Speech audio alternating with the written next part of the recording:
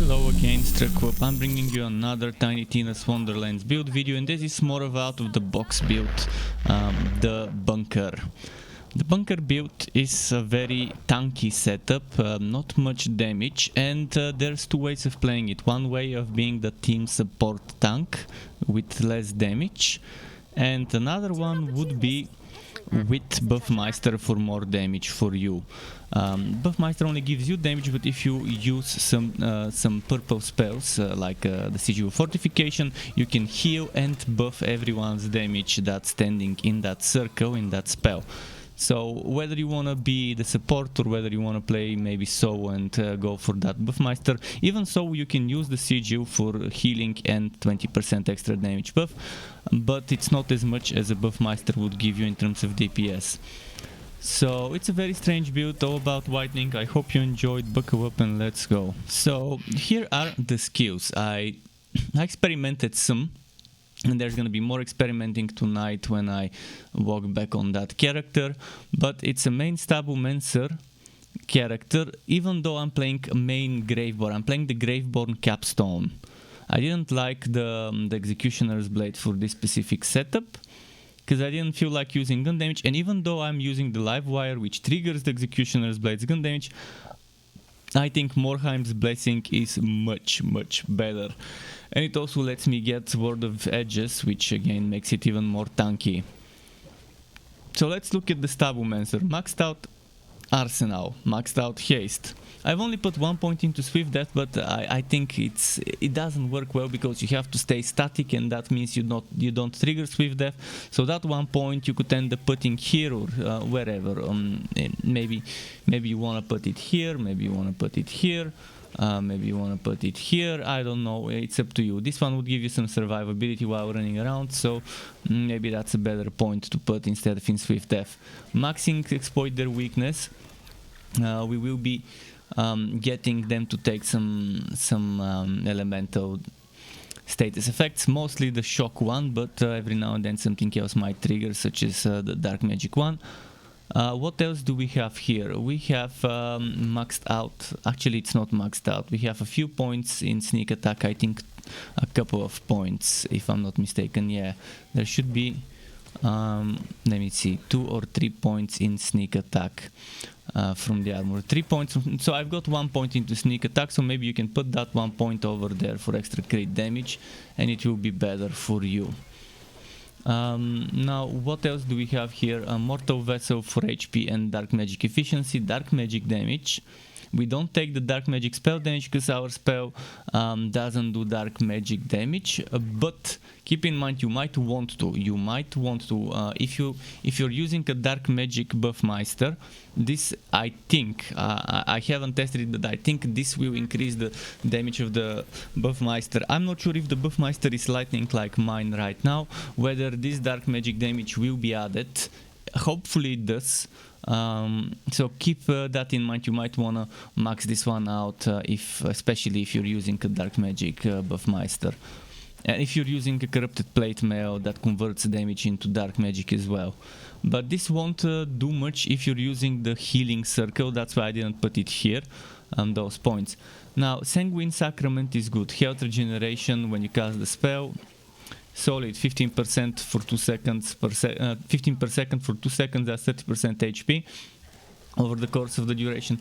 Fateful Trowels, it works well because we have Hydras, and 3 Hydras give us 3 times 9% damage, so it's not bad. It's 27% extra damage for us.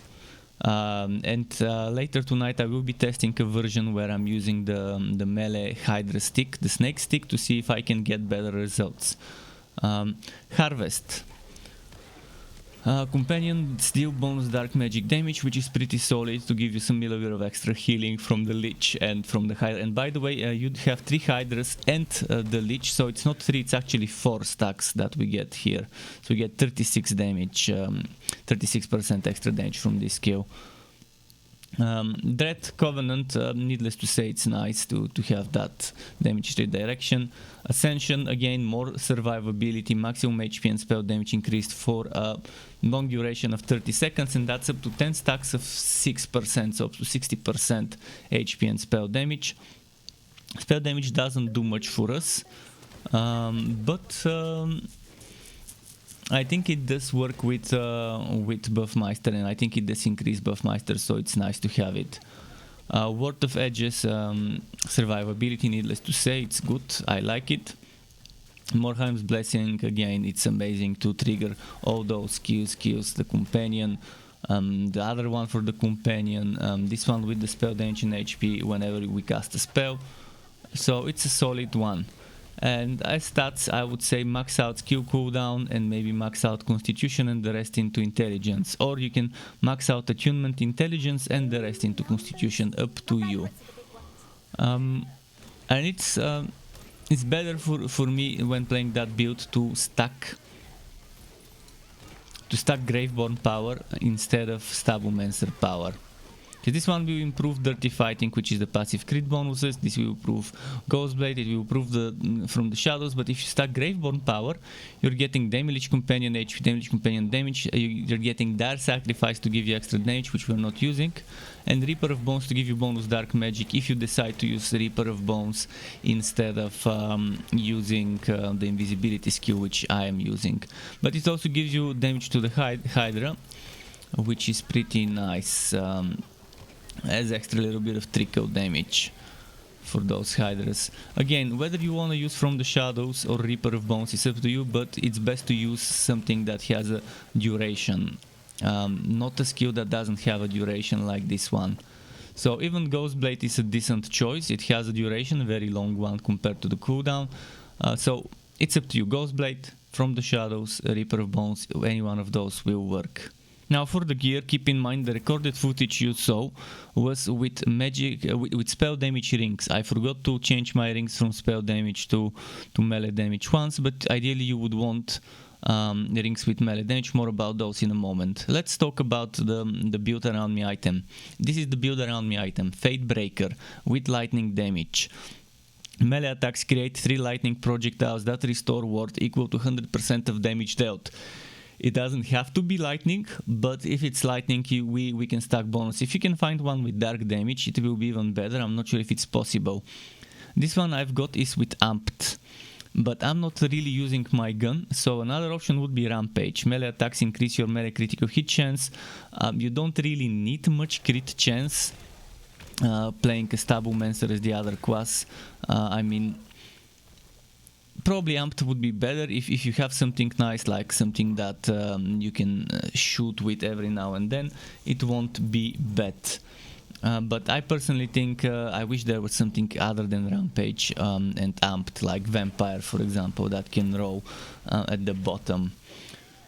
Now, Jolting Live Wire, well, it doesn't have to be Jolting, just a Live Wire. You need a Live Wire because when you melee an enemy with Live Wire, it creates a chain, a lightning chain between you and the enemy that if you stay close to it, it will persist and it will keep trickling damage, and it will keep triggering things that are on gun damage hit.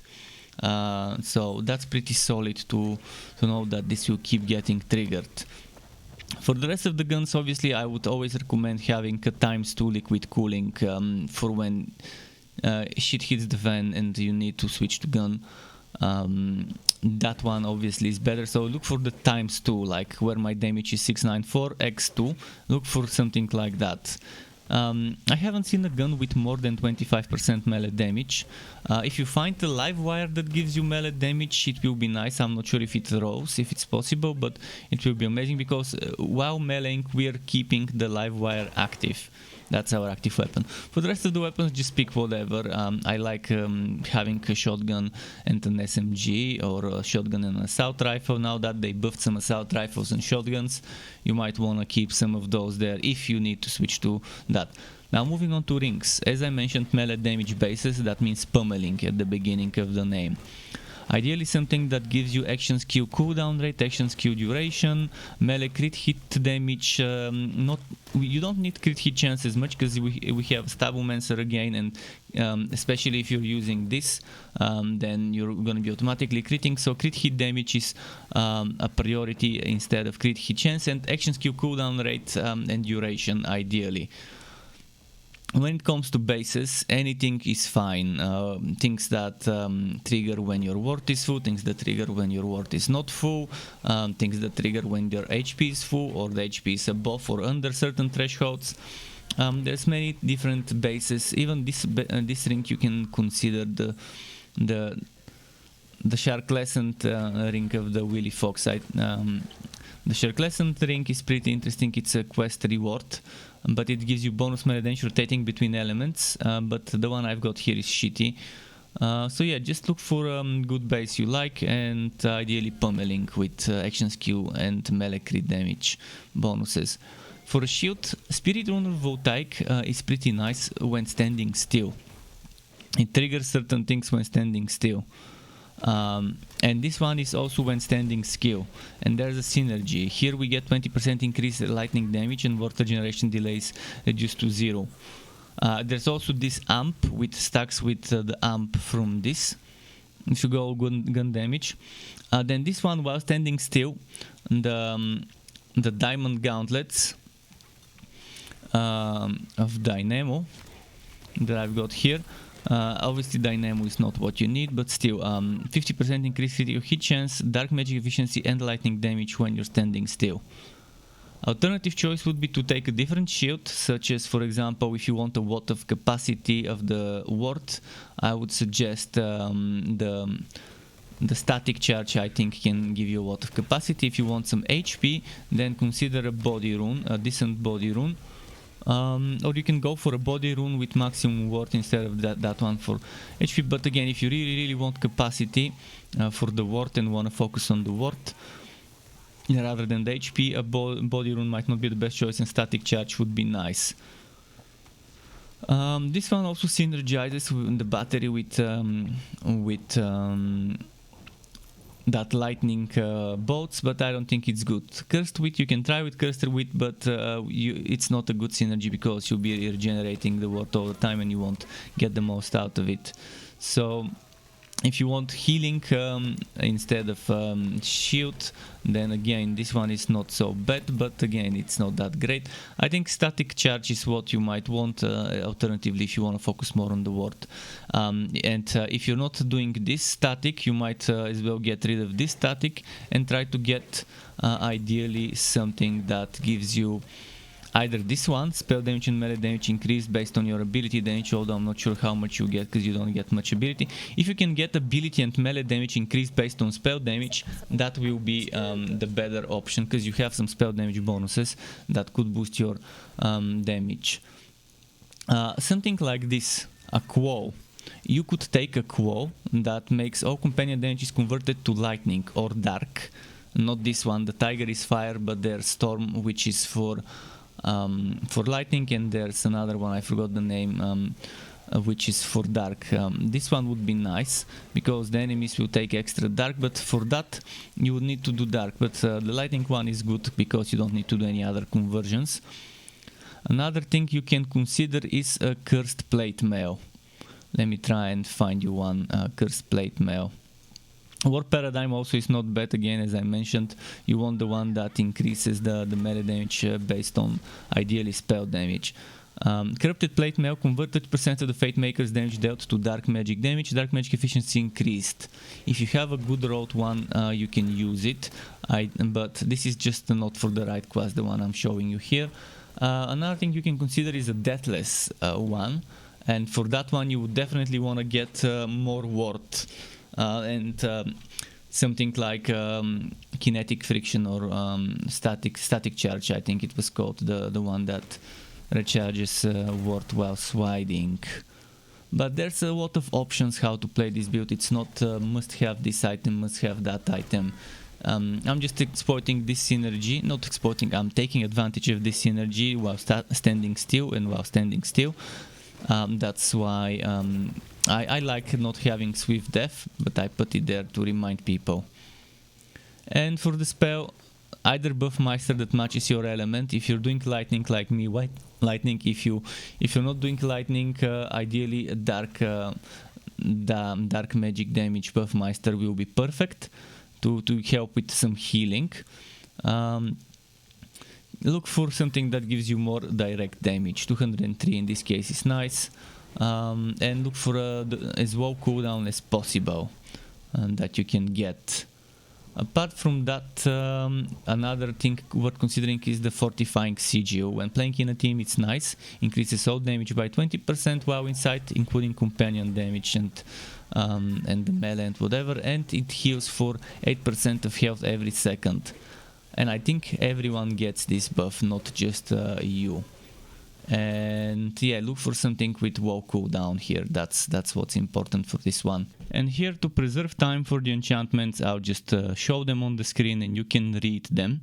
Yeah, just pause the video, stop it, read it, or you can go to struckquip.xyz, find that build and read the list there as well. When it comes to the mid ranks, eventually you have everything maxed out, but prioritize what you think you will need at that moment. For such a setup, you would want melee damage, but melee damage is all the way here, so maybe get Constitution first and Strength for crit damage. Melee swing speed will be very important. I would prioritize melee swing speed before the crit damages and stuff. Then over here, obviously you would want the dark damage, you would want the damage of the type you want to use. So spell critical won't do much for you, status effect chance won't do much for you, but it's not bad. Intelligence, it's nice, so I would prioritize intelligence here. And speaking of dark magic, I think it was here. Dark magic damage, if you're going for dark magic, take it. If you're going for lightning, it's over here somewhere, this one, so definitely take that. And definitely take attunement, so you have a good cooldown. Do not take wisdom, you don't need it right away. Do not take companion damage, you won't need it much, but if you've already gotten the woodwork and all the other stuff, you might as well take the companion damage. And over here, I wouldn't invest into dex right away. I would invest into things like movement speed. I think that's the thing you need the most from this tree for such a build. Obviously, eventually you max out everything, but movement speed will be the most useful for such a build right now. Apart from that, I think there isn't much to say. Obviously, prioritize what you feel you need the most at that point. To get notified when I upload more content like this one or other builds and guides for Wooter and not so Wooter games, you can subscribe to my channel and hit that bell button to not miss out on notifications. As well as keep in mind there's something called memberships on YouTube, which lets you be a paying member for my channel to get access to perks such as emotes and badges made by me, as well as the option to get one-on-one tutoring for the very basics of Adobe Photoshop, Premiere and After Effects. And memberships can be cancelled at any time if you no longer want to be a member. Thanks for watching all the way until the end, Struck Web. Keep it cool until next time, and goodbye.